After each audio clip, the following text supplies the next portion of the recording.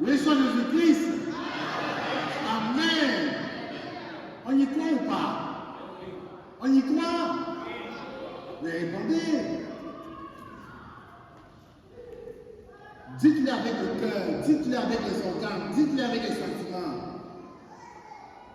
Bien-aimés dans le Christ, Jésus, dans cet évangile de Matthieu que nous venons d'entendre,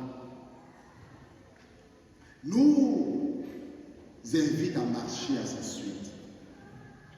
Mais comment ou qu'est-ce qu'il nous demande de faire pour marcher à sa suite? Oh boy. Oui, vous pouvez parler. Allez-y. Merci beaucoup. Qu'il renonce à lui-même, qu'il prenne sa croix et qu'il le suive. Porter sa croix et suivre Jésus. Quand on parle de croix, la croix là, à quoi ça vous fait penser?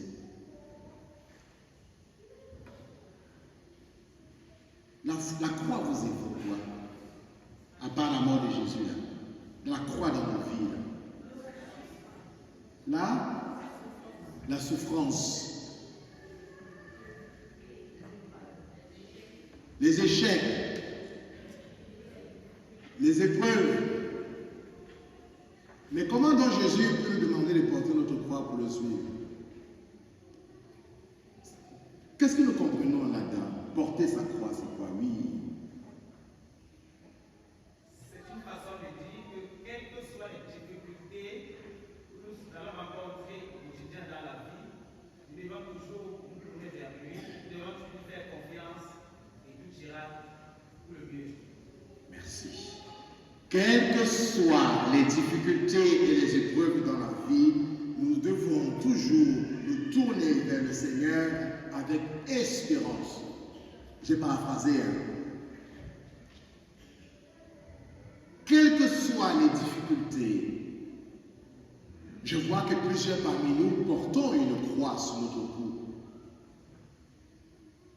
Pourquoi portez-vous la croix, ceux qui ont la croix là? Pourquoi la portez-vous? Y a-t-il un sens derrière? Ça pourrait aussi être un témoignage. Y a-t-il un sens derrière le fait pour vous de porter la croix sur votre cou?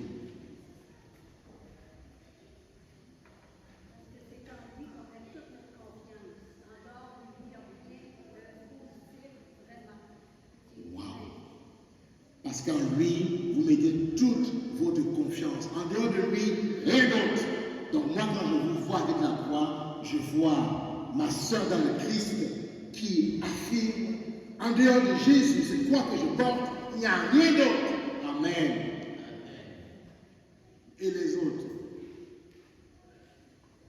Oui.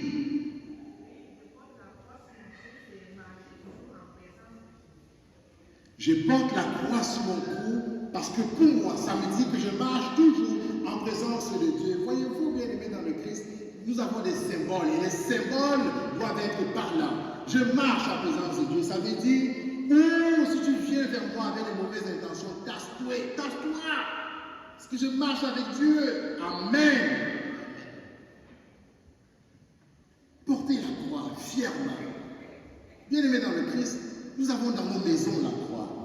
Plusieurs parmi vous demandez à la paroisse bénédiction de la maison. Vous insistez pour que la croix soit installée, pour manifester justement cette présence de Dieu. Mais comment se fait-il donc que lorsque la souffrance est là, on oublie de tourner le regard vers cette croix-là? On crie les problèmes, les soucis, les difficultés. Le Christ, en nous invitant à porter la croix et à marcher à sa suite, nous invite à prendre conscience que la vie chrétienne n'est pas un long fleuve tranquille. Si vous pensez qu'être chrétien c'est peace and love, vous trompez. Vous trompez. Mais porter la croix, ce n'est pas seulement supporter les épreuves. C'est déjà, comme notre sœur nous l'a dit dans son témoignage, assumer son nom de chrétien. Parce qu'on va voir d'abord la croix comme quelque chose de lourd, quelque chose de sale, de difficile. Mais porter son nom de chrétien aujourd'hui, ici et maintenant, est-ce que c'est facile? Est-ce que c'est facile? Nous avons peur des regards des gens. Que vont penser les collègues? Que vont penser mes amis à l'école? Que vont penser mes voisins? Nous avons honte d'assumer et de porter le nom du Christ. Certains vont dire, oh, je n'ai pas besoin d'afficher extérieurement. Aïe.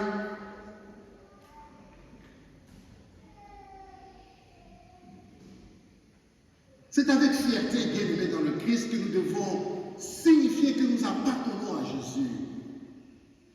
Porter sa croix, c'est accepter aussi les laideurs de sa propre vie. C'est accepter tout ce qu'il y a dans ma vie comme beauté et comme laideur. C'est accepter mes propres défis.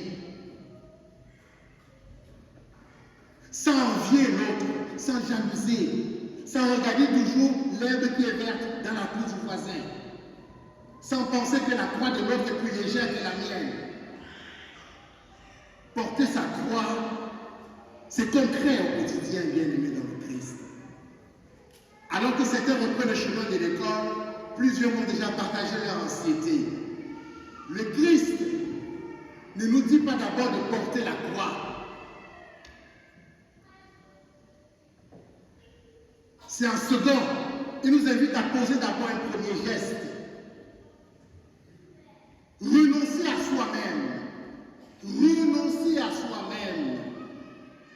À chaque fois que nous comptons sur nos seules forces, que nous comptons sur nous, alors là, porter la croix devient difficile.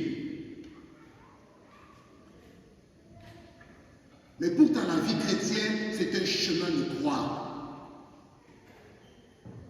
Un chemin de croix. Ça ne veut pas dire que nous sommes doloristes ou sadomasochistes. Ça veut dire que nous imitons Jésus. Que nous prenons le chemin de la vie chrétienne chaque jour avec confiance. Ça veut dire que notre vie chrétienne est composée des événements, des chutes et des relèvements. Comme Jésus lors de son chemin de croix. Il est tombé, il s'est relevé. Il est tombé, il s'est relevé. C'est un chemin de croix. Pourquoi? Parce que malgré sa douleur, sa souffrance, il console les femmes de Jérusalem. Donc dans mon expérience douloureuse, mon épreuve, suis-je capable de me décentrer de moi-même et de poser un acte, un geste d'amour envers l'autre. La vie chrétienne est un chemin de croix parce qu'à la suite de ce Christ, nous acceptons sans honte, sans peur, que l'autre vienne à mon aide comme Simon de Cyrène envers Jésus. Bien souvent, notre ego, notre orgueil nous empêche d'accepter l'aide des autres.